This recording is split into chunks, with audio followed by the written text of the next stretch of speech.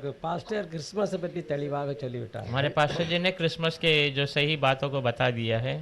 அது அநேகருக்கு புரியாமல் கூட இருக்கலாம். बहुत सारे लोगों को समझ नहीं आता होगा, ஏனென்றால் எல்லாரும் 25 தான் இயேசு பிறந்த நாள்னு கொண்டாடி கொண்டு क्योंकि இருக்கிறதுனால सारे लोग 25 तारीख ही क्रिसमस है, यीशु का जन्म ऐसा सोचते हैं, इसीलिए ஆகையினால எல்லா ஜனங்களுக்கும் அது ஒரு குழப்பமான நிலை உண்டாகும். इसलिए सारे लोगों को एक गड़बड़ी वाला माहौल ऐसा दिखता है। உதாரணத்துக்கு எடுத்துக்கிட்டேன்னா उदाहरण के रूप में अगर हम ले लेंगे तो இந்த ரோம சாம்ராஜ்யம் முழு உலகத்தையும் ஆண்டது. ये रोम राज्य पूरी दुनिया पे राज किया था। கேட்டிங்களா? அப்போ இன்னைக்கு நடுராத்திரியில தான் நாள் பிறக்குதுன்னு எல்லாரும் நினைக்கிறாங்க. आज ये रात 12 बजे ही नया दिन की शुरुआत होता है, ऐसे लोग समझते हैं। உண்மை அப்படி இல்லை, வேதம் அப்படி சொல்லல. सच्ची बात वो नहीं है, वचन ऐसा नहीं बताता। சாயங்காலமும் விடிய காலமுமாகி முதலாம் நாள் ஆயிடுச்சு. शाम और सुबह होकर नया दिन शुरू हो गया, சாயங்காலமும் விடிய காலமாகி ரெண்டாம் நாள் ஆயிடுச்சு. शाम और सुबह होकर दूसरा दिन हो गया। அல்லேலூயா. हालेलुया। அப்போ நடுராத்திரியில இது எப்படி வந்தது? तो बीच रात में वो कैसा आ गया? அவனுடைய ஆட்சி அங்க உள்ள டைம் இங்க கொடுத்தான். उसका राज्य में उसके समय, वहां के समय को यहाँ पर दिखाया। அவன் பிரிட்டிஷனுடைய ஆட்சி இருக்கும் பொழுது அவனுடைய தேசத்தினுடைய டைமை எல்லா இடங்களுக்கும் கொடுத்தான். ब्रिटिश के राज्य के समय वो उसके देश के समय को सारे दुनिया के लोगों को उस पर पालन करने के लिए रखा। அவன் பகலுக்கு 12 மணி இரவுக்கு 12 மணி தான் அவன் ஆராதிக்கிறாங்க. वो 12 दिन का 12 घंटा, रात का 12 घंटा के रूप में ही भजन गाते हैं। அப்போ அவங்க நான் பாஸ் சொன்ன மாதிரி அப்போ அவங்க போட்ட ஒரு திட்டம் தான் ஜனங்களுக்கு சொல்லி கொடுக்கறதுக்காக ஒரு பொருளை உண்டாக்கி ஒரு சிலையை உண்டாக்கி இப்படி 3 குதவை அவங்க கும்பிட்டுக்கிட்டு இருந்ததுனால அந்த மாதிரி அவங்க பண்ணிட்டாங்க. उन्होंने वो योजना प्रकट करने के लिए मूर्ति खड़ा करके 3 खुदा है ऐसा वो प्रकट करना शुरू कर दिए। அதனால இப்போ அதுக்குள்ள நம்ம போக வேண்டியது இல்லை. उसके अंदर हमें जाने की आवश्यकता नहीं। ஆனால் இயேசு ஏன்னாக்கி இந்த டைமில் அங்கே பயங்கர குளிர் இருக்கும். क्योंकि इस समय में इजराइल में बहुत ठंड होता है। அப்போ அங்கே மேய்ப்பன் வெளியே இருக்க முடியாது, ஆடு வெளியே இருக்க முடியாது, பாதுகாக்க முடியாது. चरवाहा बाहर रह सकता है, ना गडरिया बाहर रह सकता है, भेड़। ஒரு பரிசுத்தவான் சொல்லும் பொழுது அது மே மहीना இருக்கும், எதுவா இருக்கும், எப்படினாலும் சொல்லி கர்த்தர் பிறந்தார். एक पवित्र व्यक्ति कहता है वो मई अप्रैल ऐसा हो सकता है, पर जब भी हो मसीह का जन्म हुआ। உங்கள்கிட்ட கேட்டா நீ எப்போ வந்து உனக்கு தெரியுமா சொல்லு அப்படின்னு சொன்னா நமக்கு சொல்ல முடியாது. कोई हमसे पूछा है तो कब जन्म लिया बता करके कहेंगे तो हम नहीं बता पाएंगे। ஆகையால தேவன் பிறந்தார், அது உண்மை, அதுக்காக இந்த நாளை நம்ம கொண்டாடுறோம், அவங்க வச்சதை கொண்டாடுறோம். जन्म हुआ वो सच्ची बात है, उसलिए उन्होंने जो तारीख रखा उसमें हम यीशु के जन्म को मनाते हैं। அவர் வந்தது எதற்காக? पर वो आया किसी लिए?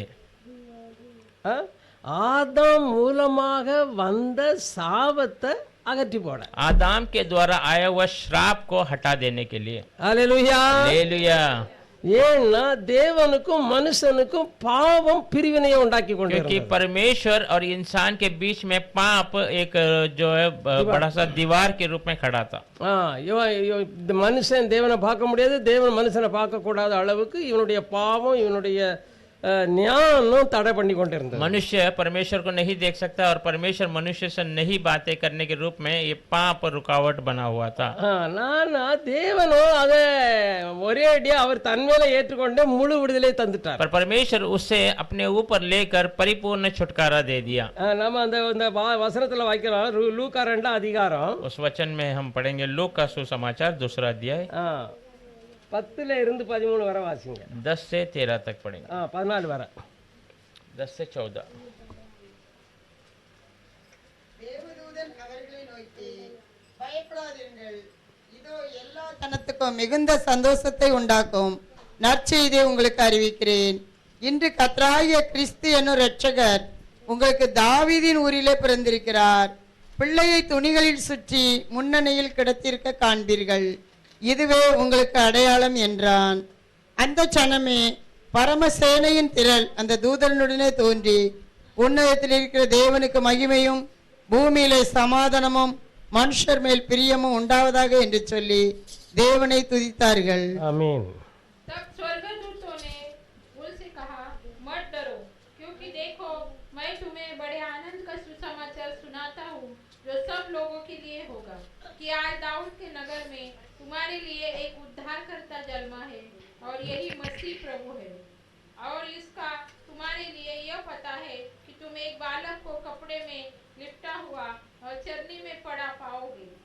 तब एकाएक उस स्वर्गदूत के साथ स्वर्गदूतों का दल परमेश्वर की स्तुति करते हुए और यह कहते दिखाई दिया, आकाश में परमेश्वर की महिमा और पृथ्वी पर उन मनुष्य में जिनसे वह प्रसन्न है शांति हो। ஹல்லேலூயா. हालेलुया। பாருங்க, இப்போ தேவனை அப்பதான் அவங்களே தரிசிக்கிறாங்க. परमेश्वर को अभी वे लोग अभी दर्शन देख रहे हैं उसका। தேவனுக்கு ரூபம் கிடையாது. परमेश्वर का कोई रूप नहीं, அவர் எந்த ரூபமும் எடுத்துக்கிடுவாரு. कोई भी रूप ले सकता है। ஆபிரகாமோட வந்து சாப்பிட்டாரு, ஒரு ரூபத்தை எடுத்துக்கொண்டு வந்து. अब्राहम के साथ उसके घर में आकर भोजन खाया एक रूप ஆனா लेकर। ஆபிரகாமுக்கு தெரியும் இவர் தேவன் தான் தெரியும். ஆனா அவரை தன்னை மாத்திக்கிட்டு ஆபிரகாமோட இருந்தாரு. अब्राहम को पता हो गया ये परमेश्वर है करके, पर वो अपने रूप को बदल कर उसके அவர் साथ பலருக்கு பல விதங்கள் எல்லாம் பழைய ஏற்பாட்டுல பார்க்கிறோம், தரிசனம் கொடுத்தாரு. बहुत सारे लोगों को अलग तरीके से पुराने नियम में दर्शन दिया था। ஆனா அந்த இயேசுங்கிற பேருடைய மேன்மை என்ன? पर यीशु उस पवित्र नाम का महिमा क्या है? பாருங்க, மனுஷனுக்கும் தேவனுக்கும் இடையே இருந்த பிரிவினையாகிய பாவம், நியாயப்பிரமாணம் ரெண்டையுமே அடிச்சு ஒழிச்சிட்டார். मनुष्य और परमेश्वर को जो रुकाने वाला, उनके बीच में जो दीवार था, वो व्यवस्था और पाप को दोनों को मार गिरा दिया। அது இப்போ ஒருத்தரை பார்க்க கூடாதபடிக்கு எப்படி ஒரு திரை இருக்குதோ அதே மாதிரி அந்த பாவமும் நியாயப்பிரமாணமும் தேவனிடத்துல சேர்க்க கூடாதா இருந்தது. जैसे தேவனை பிரிச்சது. एक दूसरे को नहीं देखने जैसा एक पर्दा होता है, वैसा पाप और व्यवस्था परमेश्वर से हमें अलग कर कर रखा था। அப்ப அதுல தேவன் அவரே இதை செய்ய முடியுமே வெளியே வேற யாராலும் செய்ய और முடியாது. उस रुकावट को केवल परमेश्वर ही बदल सकता और कोई नहीं बदल सकता। ஏன்னா இப்போ பாவம் எங்கிருந்து வந்தது? क्योंकि पाप कहाँ से आया? அது சர்ப்பத்தின் மூலமாய் வந்தது. वो सर्प के द्वारा आया। அப்ப சர்ப்பத்தின் வார்த்தை ஏவாள் ஏற்றுக்கொண்டதனால அங்க அது வந்தது. सर्प के बातों को हवा ने स्वीकारा, तब वहां पर पाप आया। அப்ப யார் மூலமா பாவம் உள்ள வந்தது? तो किसके द्वारा पाप आया? ஸ்திரீயின் மூலமாக பாவம் உள்ள வந்தது. स्त्री के द्वारा पाप आ गया अंदर। அவள் இச்சித்தா, அங்க கர்ப்பம் தரித்தாள். वहां पे उसने इच्छा किया, फिर वहां पे वो गर्भवती हो गई। பார்வையில இன்பம், கேட்கறதுல இன்பம், देखने में जो है अच्छा और मन भावना और सुनने में मन भावना, அது எப்படி ஆகுது பாருங்க. இன்றைக்கு அதுதான் நடக்குது. आज भी वही बातें हो रही है। முழு உலகமும் பொல்லாங்கக்குள்ளும் காம விகாரத்துக்குள்ளும் உளுந்து கிடக்குது, கட்டி வச்சிருக்கான் பிசாசு. पूरी दुनिया बुरी बातों में, व्यभिचार में शैतान ने बांध कर रखा है। ஆனா தேவன் இதுல இருந்து விடுதலை கொடுக்கணும்னா அவரே வந்து அந்த சக்தியை அழிக்கணும். पर परमेश्वर इसमें से छुड़ाना है तो वो खुद आकर इस शक्ति को नाश करना है। அப்ப ஸ்திரீயின் வித்து தான் வர வேணும். तो स्त्री का बीज ही आना है। அப்ப அங்க வந்து அவ மரியாதை பற்றி பாத்தீங்கன்னா, இது நான் புருஷனை பெரிய வாழ்த்துல கொடுக்குறேன். அந்த 1ஆம் அதிகாரத்துல வாசிக்கலாம். मरियम के बारे में लूक के किताब पहले अध्याय में देखेंगे।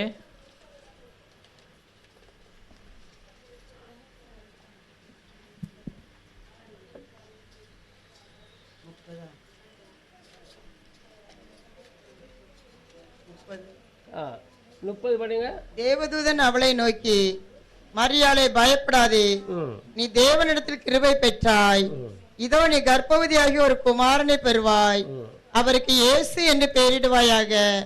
அவர் பெரியவராயிருப்பார், உன்னதமானவருடைய குமாரன் என்னப்படுவார். கர்த்தராகிய தேவன் அவருடைய பிதாவாகிய தாவீதின் சிங்காசனத்தை அவருக்கு கொடுப்பார். 35 வரை. அவர் யாக்கோவின் குடும்பத்தாரை என்றென்றைக்கும் அரசாளுவார். அவருடைய ராஜ்யத்துக்கு முடிவிராது என்றான். அதற்கு மரியாள் தேவதூதனை நோக்கி, இது எப்படி ஆகும்? புருஷனை அறியேனே என்றாள். தேவதூதன் அவளுக்கு பிரதித்திரமாக, பரிசுத்த ஆவி உன்மேல் வரும், உன்னதமானவருடைய பலம் உன்மேல் நிழலிடும். ஆதலால் உன்னிடத்தில் பிறக்கும் பரிசுத்தம் உள்ளது தேவனுடைய குமாரன் என்னப்படும். 38 வாசிங்க. அதற்கு மரியாள், இதோ நான் ஆண்டவருக்கு அடிமை, உம்முடைய வார்த்தையின்படியே எனக்கு ஆக கடவது என்றாள். அப்பொழுது தேவதூதன் அவளிடத்திலிருந்து போய்விட்டான். ஆமென். இங்க படிங்க पढ़ो। सबको मालूम है, फिर भी पढ़ो। स्वर्गदूत ने उससे कहा, हे मरियम, भयभीत न हो, क्योंकि परमेश्वर का अनुग्रह तुझ पर हुआ है। देख, तू गर्भवती होगी और तेरा एक पुत्र उत्पन्न होगा। तू उसका नाम यीशु रखना। वह महान होगा और परम प्रधान का पुत्र कहलाएगा, और प्रभु परमेश्वर उसके पिता दाऊद का सिंहासन उसको देगा। और वो याकूब के घराने पर सदा राज्य करेगा और उसका राज्य का अंत न होगा। मरियम ने स्वर्गदूत से कहा, ये कैसा होगा? मैं तो पुरुष को जानती ही नहीं। स्वर्गदूत ने उसको उत्तर दिया, पवित्र आत्मा तुझ पर उतरेगा और परम प्रधान की सामर्थ्य तुझ पर छाया करेगी, इसीलिए वो पवित्र जो उत्पन्न होने वाला है परमेश्वर का पुत्र कहलाएगा। 38 मरियम ने कहा, देख मैं प्रभु की दासी हूँ, मुझे तेरे वचन के अनुसार हो। तब स्वर्गदूत उसके पास से चला गया। பாருங்க அங்க ஏவாள் அவனுடைய வார்த்தையை சர்ப்பத்தின் வார்த்தையை ஏற்றுக்கொண்டு அதுல அவ ஆனந்தம் கொண்டா. देखिए हम மனுஷனை எப்படி வஞ்சிக்கிறது, पाप कैसा मनुष्य को फंसाया। देखिए हवा वो सर्प की बातों को सुनकर वो मन में स्वीकार लिया उसे। இங்க தேவதூதன் மூலமாய் சொல்லப்பட்ட வார்த்தையை கர்த்தருடைய வார்த்தையை இவ ஏற்றுக்கொண்டா. यहाँ परमेश्वर के दूत के द्वारा कहा हुआ बातों को मरियम ने स्वीकार அங்க किया। சர்ப்பத்தின் வார்த்தையினால ஏவாள் கர்ப்பவதியானா. सर्प के बातों से हवा गर्भवती हो गई थी। இங்க கர்த்தர் மூலமாட்டு சொல்லப்பட்ட வார்த்தையினால மரியாள் கர்ப்பவதியானா. यहाँ परमेश्वर के द्वारा कहा हुआ वचनों के द्वारा मरियम गर्भवती हो गई। நாம ஆதியாகமத்துல படிக்கும் பொழுது ஆதாம் தன் மனைவியை அறிந்தான் அப்படின்னு சொல்லப்பட்டிருக்குது. पुराने नियम में पढ़ेंगे तो आदम ने अपनी औरत को जाना है। ஆனா அவ பிறக்கும் போது என்ன சொல்றா, பெற்றெடுக்கும் போது बच्चे को जन्म लेने के बाद वो क्या कहती है? முதலாவது ஏற பெற்றெடுக்கிறா, पहला किसको जन्म देती है? காயினை பெற்றெடுக்கிறா. कायन को जन्म देती है। அல்லேலூயா. அவ சொல்றா கர்த்தரால ஒரு மனுஷனை பெற்ற அப்படிங்கிறா. वो कहती है मैं परमेश्वर की ओर से एक मनुष्य को जन्म दिया, ऐसा कहती है। திரும்ப அவனுடைய சகோதரனை பெற்றெடுக்கிற ஆபேல, फिर उसके भाई आबेल को जन्म देती है। பாருங்க ஒரே டைம்ல அவளுக்கு 2 பிள்ளை. देखिए एक ही समय में 2 बच्चा है। ஏன்னா பின்பு கர்ப்பவதியாகி நாங்க எழுதவே இல்லை. फिर वो गर्भवती हुई ऐसा नहीं लिखा हुआ है। வேலை ரொம்ப நாளைக்கு அப்புறம் பிறகு சேத்து பிறக்கும்போது கர்ப்பவதியாகி ஒரு குமாரனை பெற்றாள் அப்படிங்கறத எழுதப்பட்டிருக்கு. थोड़े दिनों के बाद जब वो गर्भवती होती है तब सेत को जन्म देती है। நீங்க பழைய ஏற்பாட்டுல படிக்கும்போது கர்ப்பவதியாகி வீர் குமாரனை பெற்றா அப்படி அப்படின்னு தான் வருமே ஒழிய இப்படி வராது. नए नियम में देखेंगे तो गर्भवती होकर जन्म दिया बच्चों को, ऐसे ही आएगा, ऐसा नहीं आएगा। ஏன்னா இப்ப நம்ம முடிவு காலத்துல வந்திருக்கோம். क्योंकि अब अंत के समय में हम आ गए हैं। நாம சத்தியத்தை புரிந்து கொண்டா நாம குழப்பம் அடைய மாட்டோம். हम सच्चाई को जान लेंगे तो हम गड़बड़ी में नहीं रहेंगे। இப்போ ஸ்திரீயின் வித்தாக இப்ப இயேசு வந்துட்டார். स्त्री के रूप में परमेश्वर आ गया। காணக்கூடாதவர், न दिखने वाला, மனுஷர்கள் கண்டிராதவர், मनुष्य ने कभी देखा ही नहीं, அவருடைய சாயலின்படி அவருடைய ரூபத்தின்படியே நம்மளை படைத்தாராம். उसके साया के रूप में उसके स्वरूप में ही हमें बनाया। இப்போ இதுக்கு ஒரு உதாரணத்துக்கு எடுத்துக்கிட்டோம்னா இவன் பொல்லாங்கானால சர்ப்பத்தால தான் உண்டானவன் சொல்றதுக்கு 1 யோவான் 3:12 விதமாக சொல்லப்பட்டது. पहले யோவான் 3:12 में ये सर्प से जन्म हुआ करके उसका उदाहरण दिया गया है। பொல்லாங்கனால் உண்டாயிருந்து बुराई से पैदा होकर தன் சகோதரனை பகைத்த காயினை போல இருக்க வேண்டாம். अपने भाई का कत्ल करने वाला कायन के समान मत रहिए। அப்படி இந்தியில படும். சகோதரனை அவன் பகைச்சு அவனை கொலை செய்துட்டான். अपने भाई का विरोध कर उसने उसे मार डाला। ஆமென் आमीन। இது पढ़िए। और कैन के समान न बने जो उस दुष्ट से था और उसने अपने भाई को घात किया और उसे किसी कारण घात किया, इसी कारण कि उसके काम बुरे थे और उसके भाई के काम धर्म के थे। அல்லேலூயா हालेलुया।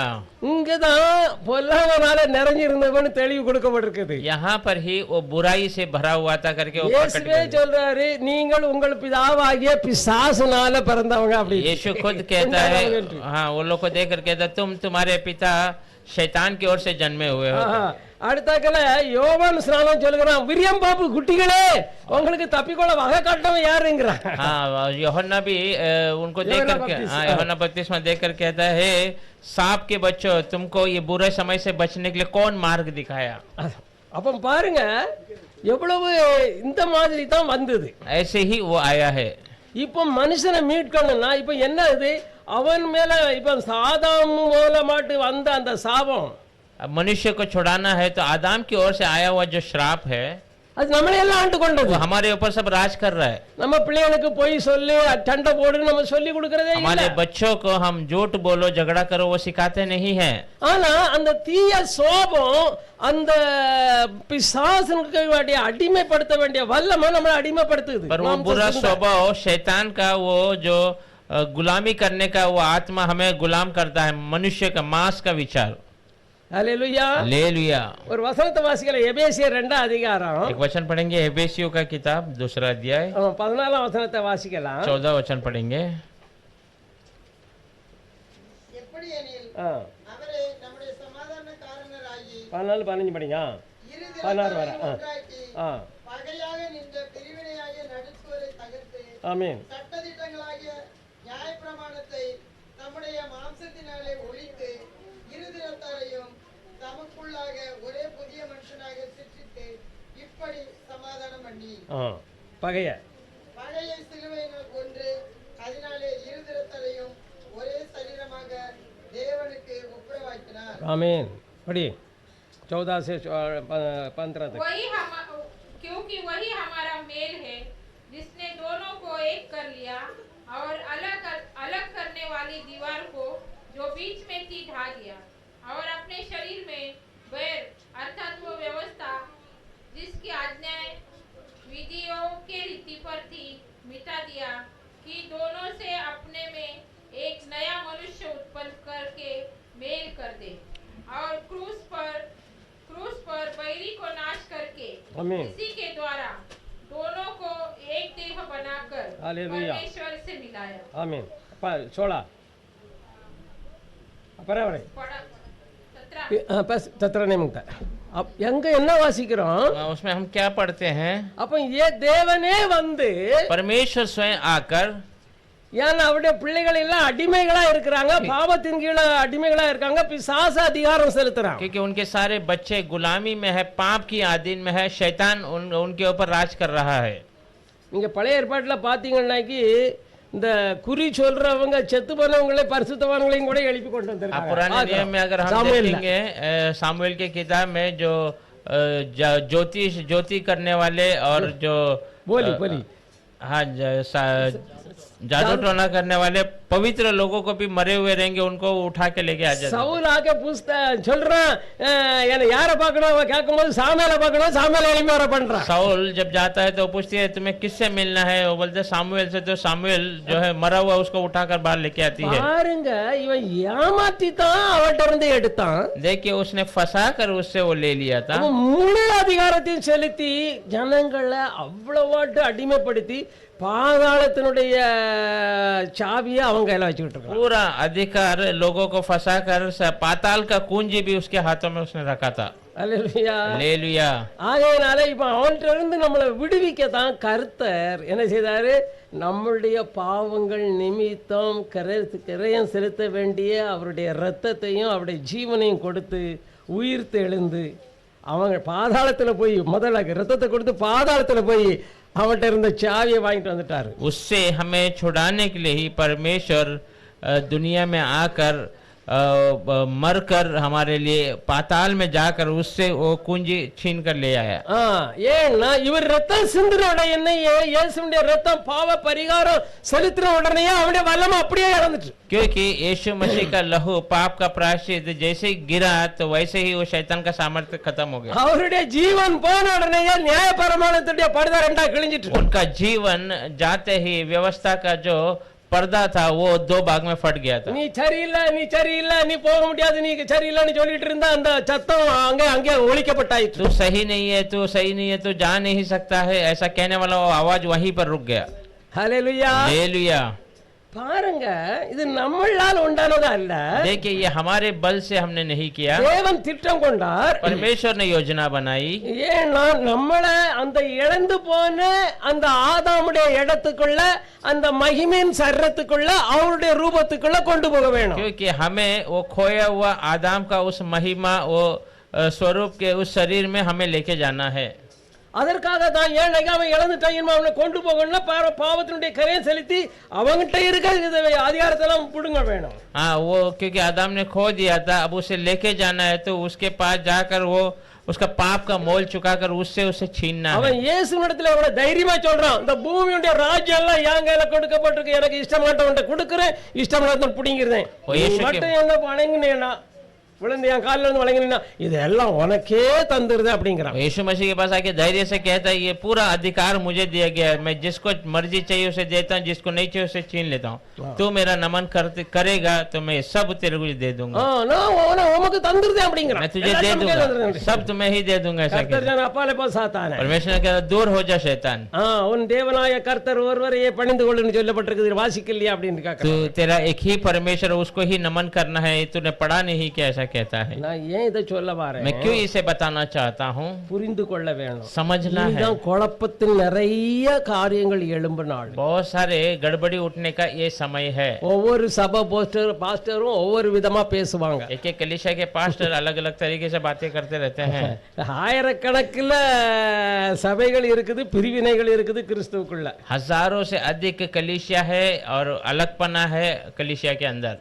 இப்போ நீங்க வேதத்தின், அதாவது ஒருத்தர் சொல்லுது, இந்த வேதத்தின்படி ஒருவன் சொல்லாவிட்டா அவனுக்கு விடிய காலத்து வெளிச்சம் கிடையாது. इसलिए कहा गया अगर ये वचन के अनुसार किसी ने सही से नहीं कहा तो उसको सुबह की रोशनी नहीं है। அப்படின்னா தேவனுடைய ஒளி அவனுக்கு கிடைக்காது. इसका मतलब परमेश्वर का रोशनी उसे नहीं मिलेगा, அவன் பட்டினியா கிடப்பான், वो भूखा रहेगा, அவன் தேவனை கடைசியில் தூசிக்க वो ஆரம்பிச்சான். आखिर में परमेश्वर की निंदा करने लगेगा। நீங்க இதை ஏசாயா 8ஆம் அதிகாரத்தில் நீங்க போய் வீட்டில் போய் படிச்சு பார்த்துன்னா அப்ப உங்களுக்கு தெரியும். ऐसाया 8वां अध्याय आप घर पर जाकर पढ़कर देखिए, आपको मालूम हो जाएगा। வேதத்தையும் சாட்சி ஆகமத்தையும் கவனிக்க வேண்டும். இந்த வார்த்தையின்படியே அவன் சொல்லாவிட்டா அவனுக்கு வெளிச்சம் இல்ல. वचन और गवाही की बातों को वो ध्यान देना है, अगर उसके अनुसार वचन के अनुसार नहीं कहेगा तो उसे सुबह की रोशनी नहीं है। அப்ப நாம எப்படிப்பட்ட ஒரு நேரத்துக்குள்ள வந்திருக்கிறோம். तो हम कैसे समय में जी रहे हैं। இப்ப நாம என்ன நினைக்கிறோம், இது எப்படி ஆகும் அப்படின்னு நாம நினைக்கிறோம். हम क्या सोचते हैं ये कैसा होगा करके। இந்த ரோமர் 5ஆம் அதிகாரம் 21ஆம் வசனம் நினைக்கிறேன், வாசிக்கலாம். रोमियो का किताब 5वां अध्याय 21वां वचन, கடைசி வசனம். आखिरी वचन 5 में। ஆதலால் பாவம் மரணத்துக்கு ஏதுவாக ஆண்டு கொண்டது போல கிருபையானது நம்முடைய கர்த்தராகிய இயேசு கிறிஸ்துவின் மூலமாய் நீதியினாலே நித்திய ஜீவனுக்கு ஏதுவாக ஆண்டு கொண்டது. ஆமென். कि जैसा पाप ने मृत्यु फैलाते हुए राज्य किया, वैसे ही हमारे प्रभु यीशु मसीह के द्वारा अनुग्रह भी अनंत जीवन के लिए धर्मी ठहराता हुआ राज्य करे। ஆமென். அல்லேலூயா. हालेलुया। நல்லா புரியுங்க. अब अच्छे से समझना है, நம்ம பாவம் செய்யும்படி பிள்ளைகளுக்கு சொல்லி கொடுக்கறது இல்ல. हम पाप करने के लिए बच्चों को सिखाते नहीं हैं, ஆனாலும் அந்த பாவத்தினுடைய அந்த மீறுதலினுடைய சாபம் அவங்களுக்குள்ள ஆட்டோமேட்டிக்காக அந்த ரத்தத்திலேயே கலந்துருக்குது. वो न सुनने वाला स्वभाव अपने आप अपने लहू के अंदर मिला हुआ है। இப்போ இதை அழித்தது எப்போ, अब इसे कैसा नाश किया है। சிலுவையில இயேசு இந்த சக்தியை அழிச்சிட்டார். क्रूस पर यीशु ने इस शक्ति को नाश कर दिया। இப்போ அப்போ இந்த அவர் அழிச்சதோட மாத்திரமல்ல, அதே மாதிரி எப்படி ஆதாமுடைய மீறுதலினால் அவனுக்கு கொடுக்கப்பட்ட சாபம் நம்ம மேல ஆளுகை செய்கிறதோ, जैसा आदम के द्वारा न सुनने की वजह से उसका श्राप हमारे ऊपर राज कर रहा है, அவ்விதமாகவே वैसे ही இயேசு கிறிஸ்து என் பாவ பரிகாரம் செலுத்தி விட்டார். यीशु मसीह मेरे पाप का प्रायश्चित कर दिया।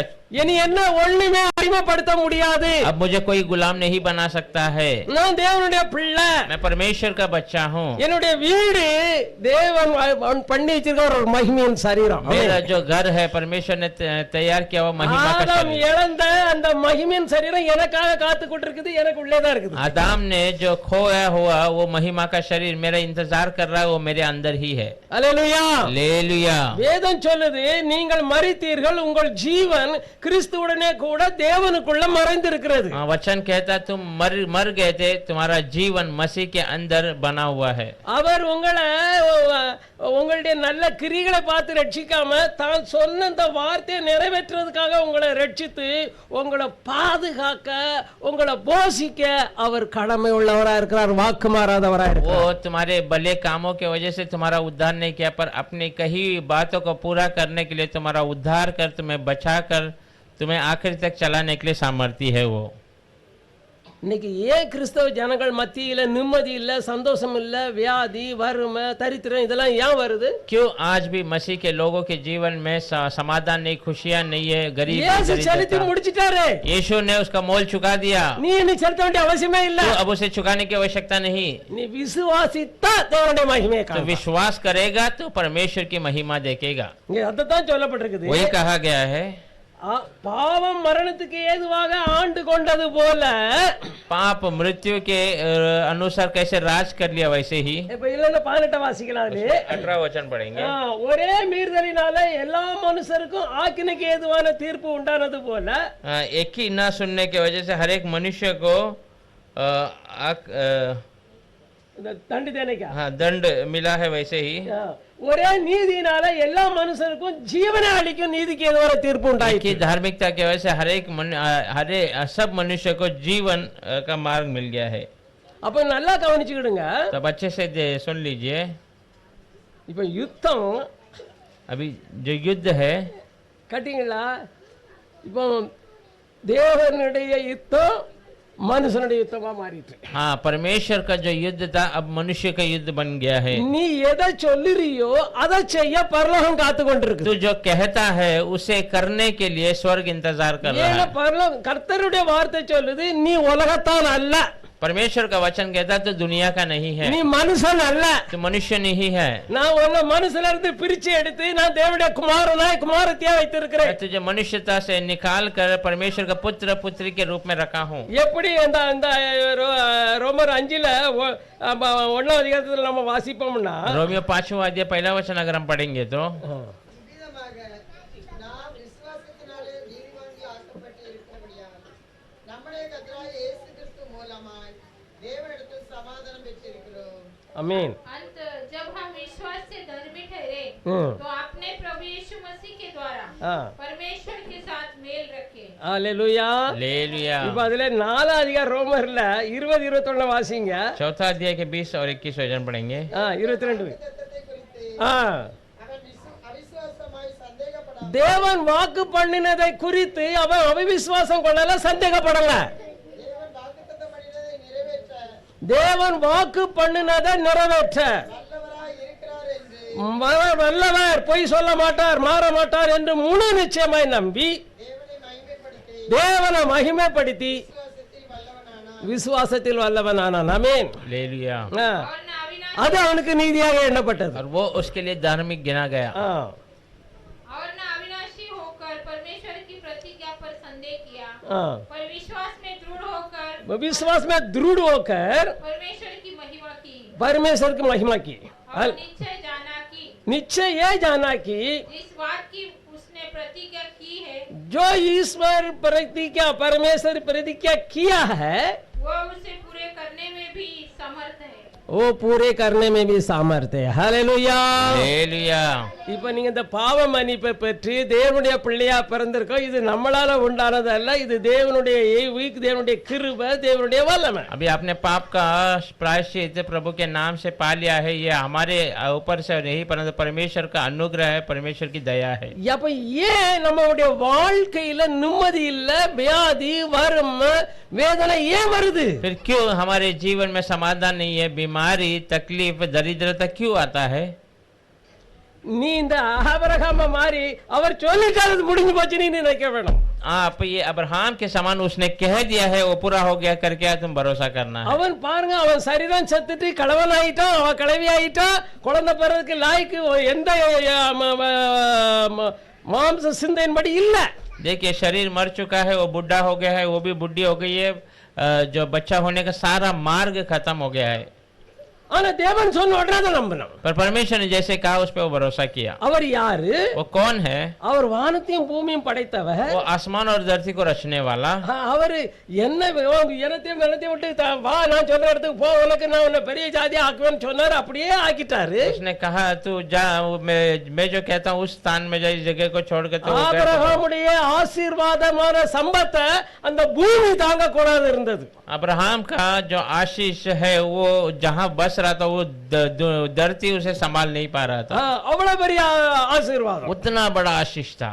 அதே மாதிரி ஏசாவும் யாக்கோபுடைய அவர் ரெண்டு பேரும் ஒருமித்து கூடி இருக்க கூடாதபடிக்கு அவ்வளவு ஆசீர்வாதம் அங்க இருந்தது. ऐसा और याकूब एक ही स्थान में साथ न मिलके रहने जैसा उतनी आशीष दोनों के पास भरा हुआ था।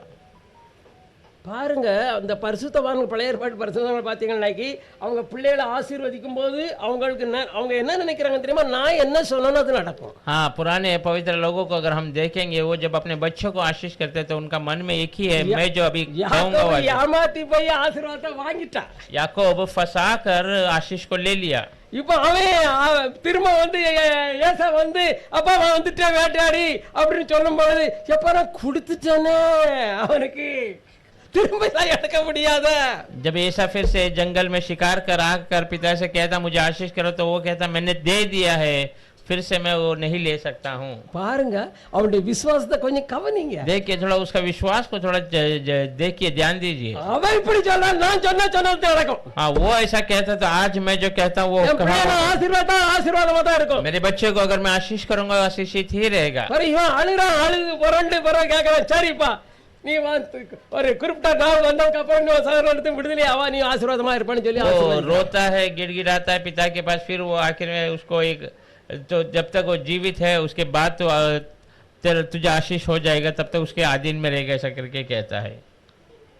இன்னைக்கு கர்த்தர் நமக்கு சொல்லி இருக்கிறாரு, आज परमेश्वर ने हमसे कहा है விசுவாசிக்கிறவனுக்கு எல்லாம் கூடும், विश्वास करने वाले को सब कुछ संभव है, உங்களால கூடாத காரியம் ஒண்ணுமே இல்ல அப்படிங்கிறாரு। तुमसे कोई बात नहीं जो असंभव है। ஆனா நாம எதை பிடிச்சுக்கிட்டோம்? पर आज हमने किसको पकड़ा है? தேவனால கூடாத காரியம் ஒண்ணு இல்ல, परमेश्वर से जो बात है सब असंभव। என்னால கூடாத காரியம் ஒண்ணு இல்லங்கிறதுக்கு பாருங்க, मेरे पास जो है वो मेरे से कोई नहीं होगा ऐसा कोई बात है नहीं करके बोलो।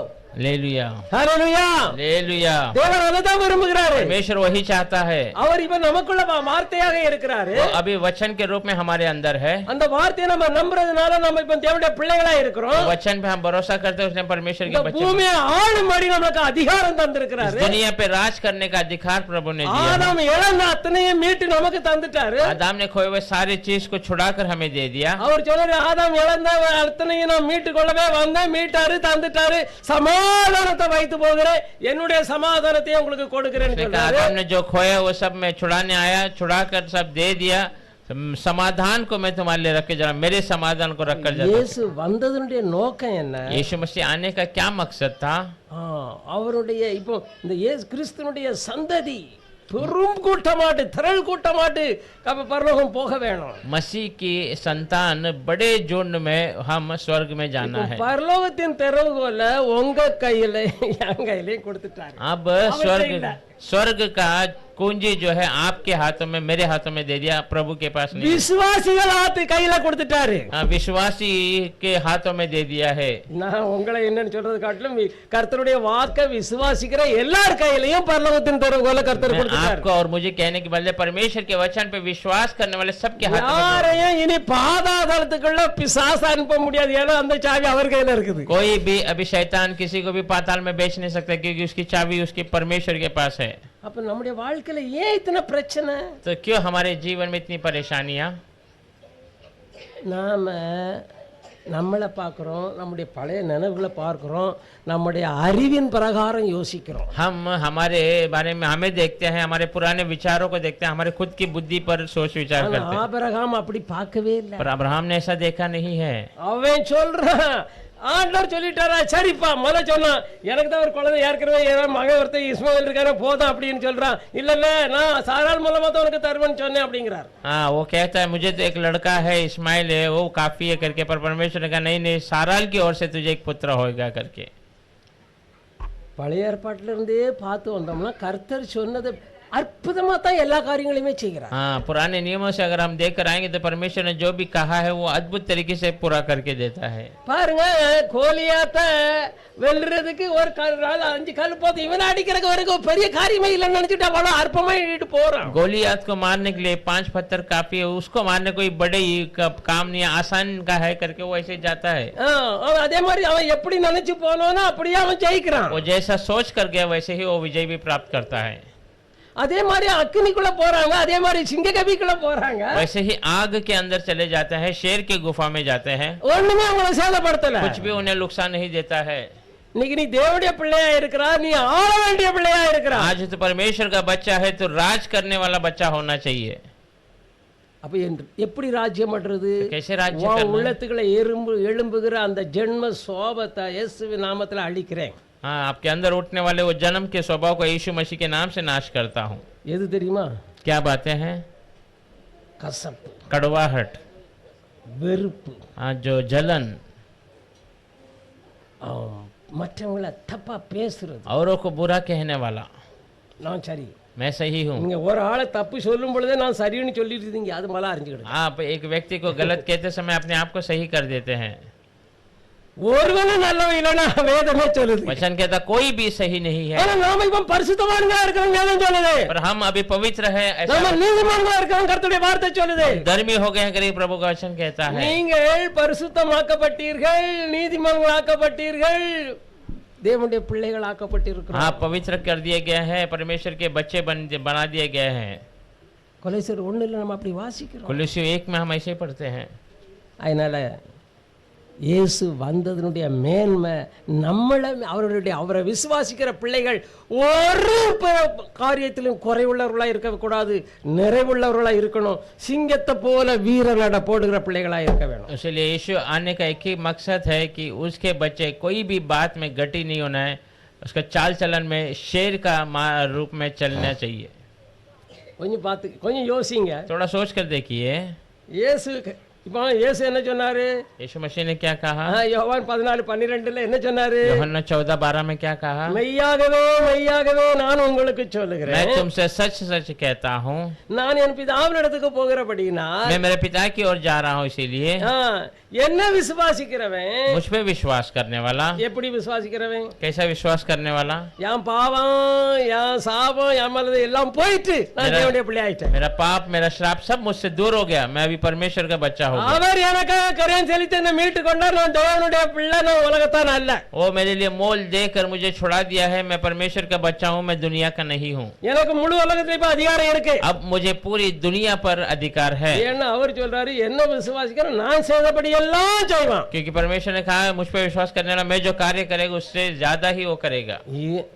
நான் செய்தபடி எல்லாம் செய்வேன், அதை விட அதிகமாகவும் செய்வான். मैं जो किया है वो सब वो करेगा, उससे भी अधिक वो काम करेगा। அல்லேலூயா. ले लिया। அப்போ அவர் 5 ரொட்டியா 5000 பேருக்கு பங்கிட்டாருன்னு நம்ம ஏன் பட்டினியா கிடக்கணும்? तो वो 5 रोटी और 2 मछली को 5000 को बांटा, तो हम क्यों भूखा रहना है? பிள்ளைகளும் ஸ்திரீகளும் அங்க எண்ணிக்கையிலே வரல. அது बच्चे அது 25000 அது 50000 அது தெரியாது. बच्चे और स्त्री वहाँ गिनने में आए नहीं, वो 20000 और 50000 कुछ पता नहीं। ஆனா புருஷர்கள் மாத்திரம் அங்க 5000 சொல்லப்பட்டிருக்கு. केवल पुरुष 5000 लोगों ने खाया, ऐसा बताया है। அல்லேலூயா. लेलुया। பழைய ஏற்பாட்டுல நிறைய பேர் அப்படி அற்புதம் செய்திருக்காங்க. पुराने में बहुत लोग ऐसे अद्भुत कार्य किए हैं। எலிசாட்ட ஒரு உதவி தெரி வருகிறா, ஐயோ என் பிள்ளை தீட்டு போய் வந்திருக்கான்னு சொன்ன உடனே அவன் சொல்றான் உன் வீட்டுல என்ன இருக்கு? एलिशा के पास एक औरत आती है, मेरे बच्चों को लेने आया है ऐसा कहता है, तो वो पूछता है तेरे घर में क्या है? கொஞ்சம் எண்ணெய் தவிர வேற ஒண்ணுமே இல்ல. थोड़ा सा तेल है, उसको छोड़ और कुछ भी नहीं है। சொல்றோம் பக்கத்துல உள்ள காலி பாத்திரங்கள்லாம் வாங்கி கதவை பூட்டிக்கிட்டு அந்த காலி பாத்திரங்கள் இந்த எண்ணெய் ஊத்து. उसने कहा आजू बाजू से खाली बर्तन ले लो, सब लेकर दरवाजा बंद कर, वो थोड़े से இங்க ஊத்த இது வந்துட்டு இருக்கு, இங்க இருந்து ஊத்து எங்க தான் வருதுன்னு தெரியல. அதை மனச புத்திக்கு எட்டல எல்லா பாத்திரமும் நிறைஞ்சிச்சு. वो गिराते गिराते यहाँ से बढ़ते आ रहा है, कहाँ से आ रहा पता नहीं है, और सब भरकर उमड़ गया।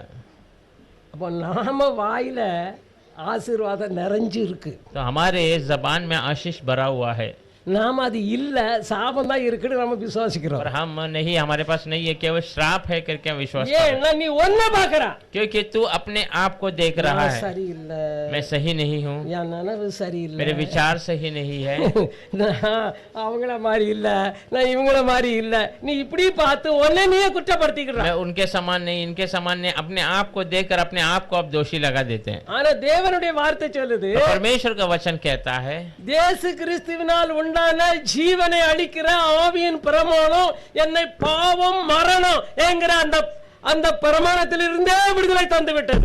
यीशु मसीह की ओर से जीवन की प्रमाण मरण और दंड के व्यवस्था का दंड से मुक्त कर दिया முக்து कर दिया हालेलुया हालेलुया அப்ப நீ ஏன் ஒன்ன பாக்குறா तो நீ क्यों- ரட்சிக்கப்பட்டதே ஒன்னால இல்ல तो क्यों फिर अपने आप को परख कर देखता है? तो उद्धार जो पाया तेरे बल से नहीं, வார்த்தையை பற்றி கொள்வோம் इस वचन को हम पकड़ लेना है, இந்த வார்த்தையை இருக பற்றி इस கொள்வோம் वचन को अच्छे से पकड़ लेना है।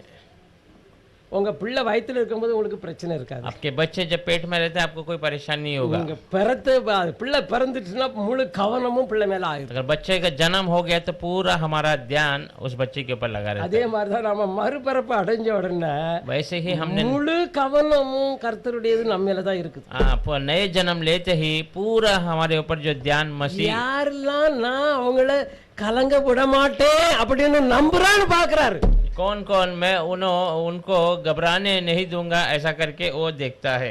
அவங்களுக்குள்ள இருக்கிற வியாதிக்கு அகற்ற வேண்டிய வல்லமை அவங்க வாயிலே கொடுத்திருக்கிறேன் அப்படிங்கறத அவங்க யார் நம்புறா அப்படின்னு அதை பாக்குறாரு उनके बीमारी से छुड़ाने का वो मार्ग उनको उनका मुंह में ही दिया है, वो कब कहेगा करके वो इंतजार कर रहा है। அப்ப அவர் என்ன பேசினாரோ அத்தனையும் நடந்தது उसने जो कहा वो सब ऐसे ही हो गया। பழைய ஏற்பாட்டு பரிசுத்தவான்கள் என்ன சொன்னாங்களோ அப்படி நடந்தது पुराने पवित्र लोगों ने जो बातें कही वो ऐसे ही हो गया।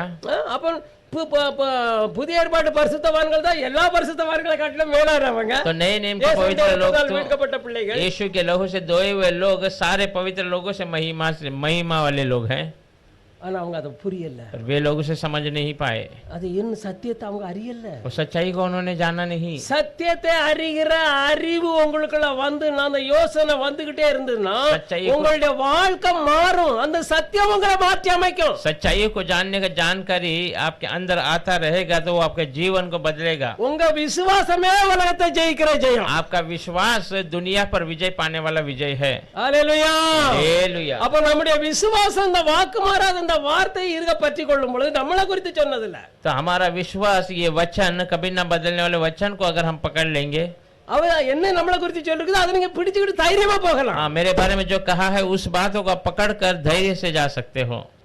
பசியா இருக்குன்னா சொல்ல வேண்டியதானே எனக்கு சீக்கிரம் ரொட்டி மட்டன் அனுப்புங்க அப்படின்னு கேட்க வேண்டியதானே बस भूखे हैं तो आप सीधा कहना है मुझे रोटी और मटन भेजिए करके। அன்னைக்கு எலியாவுக்கு அனுப்பினாரு இன்னைக்கு எனக்கு அனுப்ப கூடாது उस दिन एलिया को आपने खिलाया तो मुझे क्यों नहीं आज खिला सकते हो? நான் யார்கிட்டயும் போய் கையை நீட்ட மாட்டேன் मैं किसी के पास जाकर अपने हाथों को हाथों எனக்கு को உதவி செய்ய நீட்ட மாட்டேன் मुझे मदद करो करके நீர் என்ன அப்பா நீர் தரித்திரரா நீர் என்ன நான் உலகத்துல போய் கை நீட்டுறதுக்கு आप मेरे पिता आप गरीब है क्या कि आप दुनिया में जाकर मैं अपने आंखों को हाथों को फैलाऊं? உலகத்து தாப்பண்டத்துல பிறந்தான இப்ப மறுபடியும் உங்க பிள்ளையா பிறந்திருக்கிறேன் दुनिया के माता पिता से जन्म हुआ पर अभी मैं आपके आत्मा से जन्म கொஞ்சம் लिया। யோசித்து பாருங்க थोड़ा सोच कर நம்முடைய देखिए, கண்களை மூடுவோம் अपने आंखों को बंद करेंगे।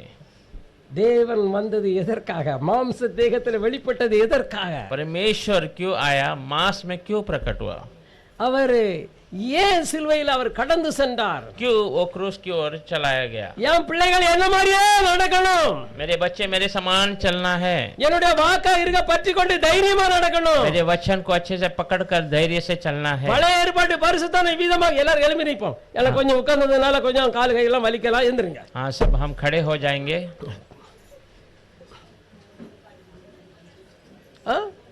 அப்ப பழைய ஏற்பாட்டு பரிசுத்தவான்கள் கொண்டு கர்த்தர் சொன்னதெல்லாம் அவர் நிறைவேற்றினார் पुराना पवित्र लोगों के द्वारा जो भी परमेश्वर ने कहा है वो सब पूरा किया है।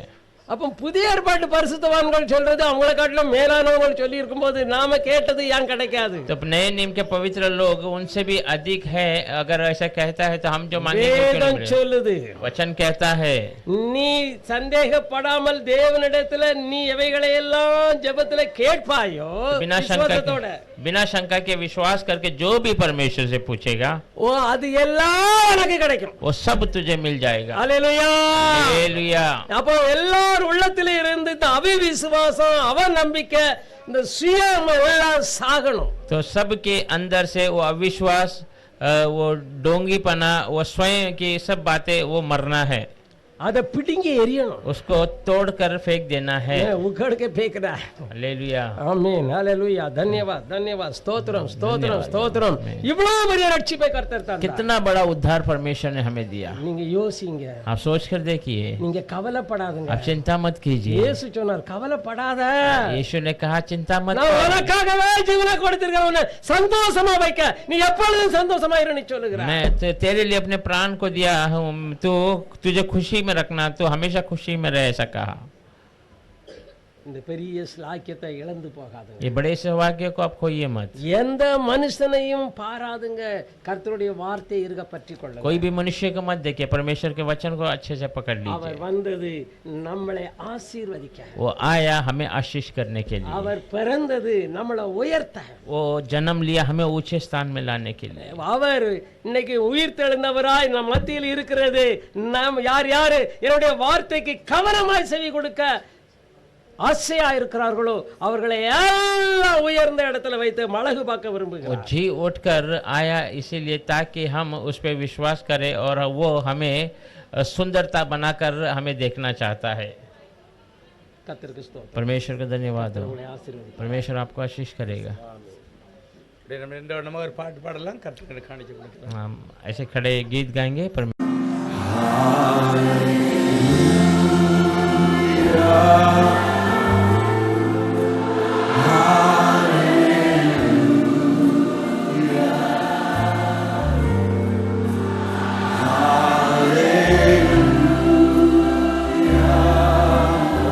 Thank you, Jesus.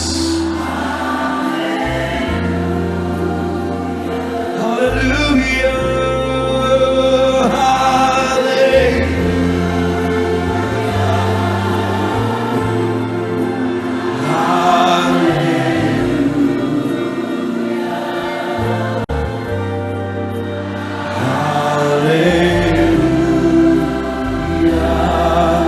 Hallelujah.